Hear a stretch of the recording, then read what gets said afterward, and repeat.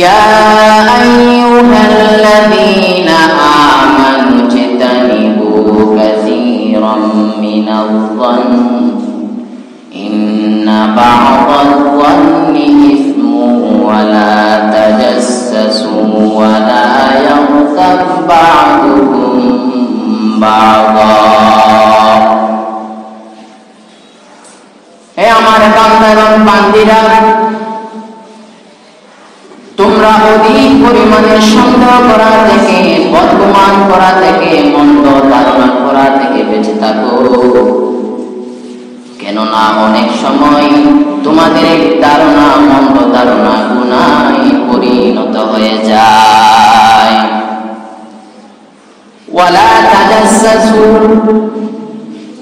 এবং একে অপরের দোষ ত্রুটি খুঁজে বেড়াইও না। ওয়ালা ইয়াগতাব বা'দুকুম বা'দা, এবং একে অপরের অনুপস্থিতিতে কারো সমালোচনা তোমরা করিও না। তোমরা কি পছন্দ করবে তোমার মৃত ভাইয়ের গোশত খাওয়াকে?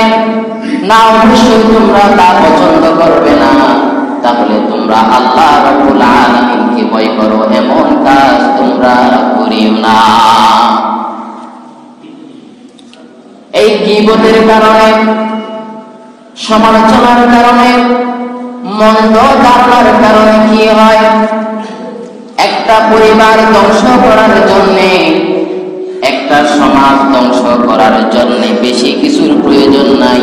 কয়েকজন সুগলখোর এবং গীবতকারী, সমালোচনাকারী থাকলে যথেষ্ট। সাহাবায়ে কেরাম রাদিয়াল্লাহু তাআলা আনহুম, ওনারা বিশ্বনবী জনাবে মুহাম্মদ মুস্তাফা সাল্লাল্লাহু আলাইহি ওয়াসাল্লামের কাছে জিজ্ঞাসা করলেন, ইয়া রাসূলুল্লাহ, ইয়া হাবিবাল্লাহ, গীবত কি? যদি সত্যি সত্যি আমি যা গীবত করতেছি, সমালোচনা করতেছি, ওই সমালোচনার ওই কাজটা যদি ওই ব্যক্তি করে থাকে, সত্যি সত্যি সেই সমালোচনা যদি তার ভিতরে থাকে, তাহলে তাকে গীবত হবে? রাসূলুল্লাহ সাল্লাল্লাহু আলাইহি ওয়াসাল্লাম বললেন, হে আমার সাহাবীরা, তোমরা জেনে রাখো, সত্যি সত্যি যদি ওই দোষ ত্রুটি ওই ব্যক্তির ভিতরে থাকে, তাহলে অবশ্যই অবশ্যই তা হবে গীবত, সমালোচনা, গীবতের গুনাহে তোমরা লিপ্ত হয়ে যাবে।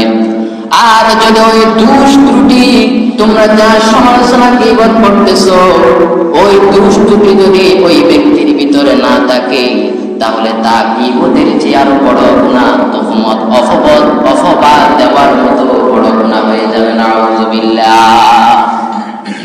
গীবত কি?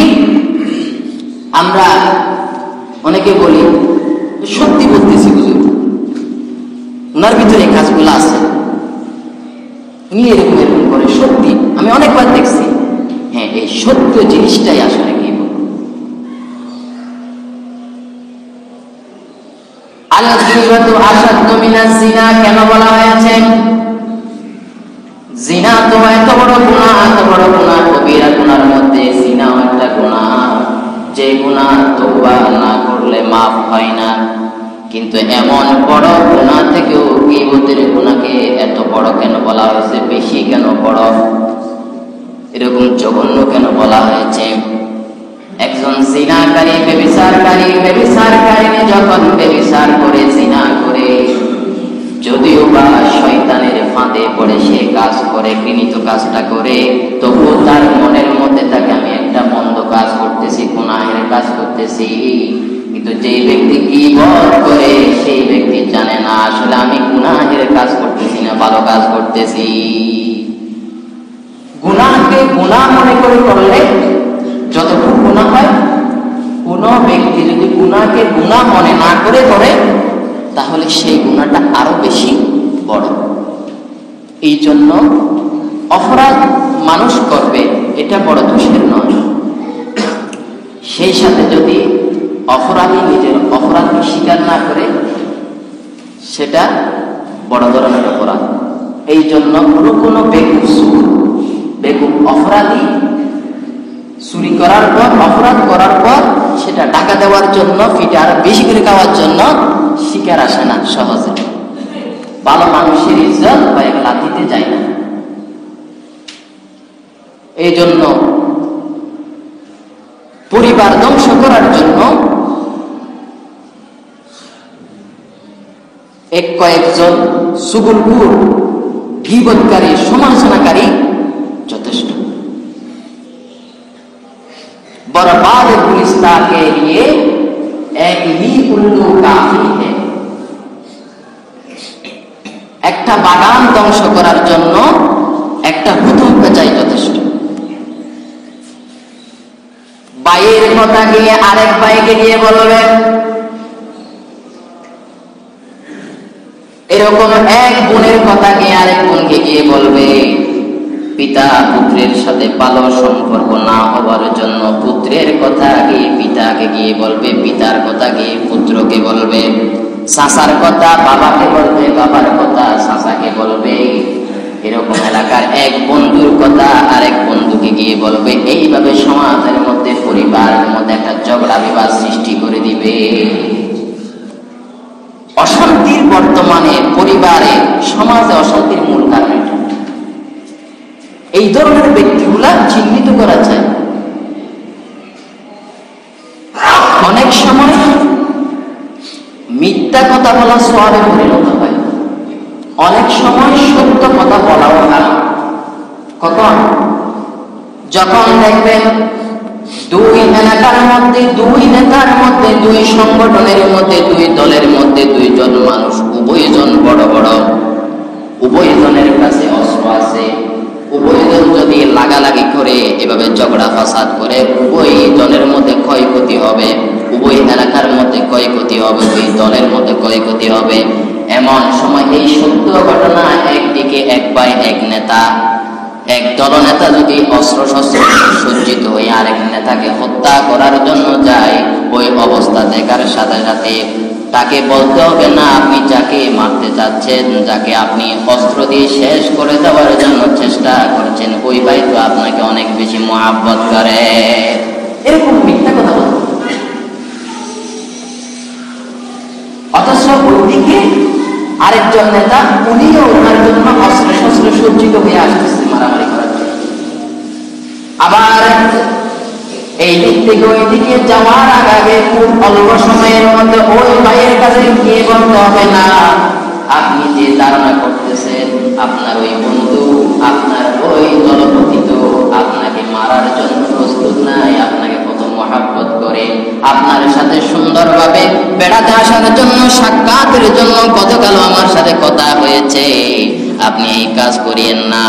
এবার উভয় দিক থেকে ভালোবাসা নিয়ে যখন একত্রিত হবে, একে অপরের কাছে গিয়ে ক্ষমা চেয়ে নিবে এবং সুন্দর একটা মীমাংসা হয়ে যাবে। সুবহানাল্লাহ। এই জন্য হাদিসের মধ্যে আছে, যারা মীমাংসা করে, সন্ধি চুক্তি করে দেয়, ঝগড়া ফাসাদ রোধ করে দেয়, রদ করে দেয়, এই ধরনের কাজ নামাজ, রোজা, তেলাওয়াত থেকেও ভালো। নামাজ তো অনেক বড় ইবাদত, আকবর ইবাদত, আফজল ইবাদত। এই ইবাদত থেকেও এরকম একটা সন্ধি করা, মীমাংসা করা, এটা বড় ইবাদত কেমনে হয়? এখানে আবার হযরত আশরাফ আলী থানভী রাহমাতুল্লাহ আলাইহি বলতেছে, নামাজ পড়তে এখানে ফরজ নামাজ নয়, নফল নামাজ থেকে, নফল রোজা থেকেও ওই ধরনের মীমাংসা করা কি অনেক উত্তম, অনেক বড় সওয়াবের কাজ। আবার মোল্লা আলী কারি রাহমাতুল্লাহ আলাইহি বলতেছেন, না, ফরজ নামাজ ছেড়ে হলেও, অনেক সময় ফরজ নামাজ ছেড়ে হলেও এই ধরনের ঝগড়া বিবাদকে রোধ করা অনেক বড় সওয়াবের কাজ। এই জন্য যতটুকু সম্ভব একে অপরের কথা এরকম চালাচালি না করে, সত্য কথাকেও গোপন করে, মিথ্যা বানোয়াট কথা দিয়ে হলেও পরিবারের মধ্যে, স্বামী স্ত্রীর মধ্যে, পিতা পুত্রের মধ্যে, ভাই ভাইয়ের মধ্যে, বোন বোনের মধ্যে মীমাংসা করে দেওয়ার জন্য চেষ্টা করব, অনেক বড় সওয়াবের মালিক হবে। হাদিস শরীফের মধ্যে আছে, ইফতাহু বাবুল জান্নাতি ইয়াউমাল ইসনাইনি ওয়া ইয়াউমাল খামিসি ফায়ুগফারু লিকুল্লি আবদিন লা ইউশরিকু বিহি শাইআ ইল্লা রাজুলুন কানাত বাইনাহু ওয়া বাইনা আখিহি শাহনা। ইসনাইনি বলতে প্রতি সোমবার এবং ইয়াউমুল খামিস বলতে প্রতি বৃহস্পতিবার আল্লাহ রাব্বুল আলামিন জান্নাতের দরজা সমূহ খুলে দেন। ফায়ুগফারু লিকুল্লি আবদিন লা ইশরিকু বিহি শাইআন, এবং যারা শিরিক করে তারা ব্যতীত সমস্ত গুনাহগারকে তার গুনাহগুলো ক্ষমা করে দেন। ইল্লা রাজুলুন কানা বাইনাহু ওয়া বাইনা আখিহি শাহনা, একমাত্র ওই ব্যক্তিকে ক্ষমা করা হয় না যারা ভাই ভাইয়ের মধ্যে পরস্পরের মধ্যে ঝগড়া হিংসা বিদ্বেষ নিয়ে পড়ে থাকে। নাউযুবিল্লাহ, এই কাজ করা যাবে না। হিংসা বিদ্বেষ, গরিব হোক সমস্যা নাই, আল্লাহ রাব্বুল আলামিন আপনাকে বড় লোক বানিয়েছেন, ক্ষমতার অধিকারী বানিয়েছেন, এটা একটা নিয়ামত। কত বড় বড় ব্যক্তি, ক্ষমতাধর ব্যক্তি সকালে বড় ব্যক্তি, বিকালে ফকির হয়ে গেছে, অহরহ প্রমাণ আছে। আমরা শিক্ষা গ্রহণ করি না, এটা আমাদের দুর্বলতা। গরিব হয়েছে কি হয়েছে, নামাজের মধ্যে তো দেখা যায় অধিকাংশ গরিবরাই আল্লাহ রাব্বুল আলামিনকে সন্তুষ্ট করার জন্য প্রতিবক্তা আসার সুযোগ হয়। খুব অল্প সংখ্যক বড় লোকরা আসার সুযোগ হয় প্রতিবক্তা নামাজের, কারণ এরা দুনিয়ার বিভিন্ন ব্যস্ততার মধ্যে থাকে।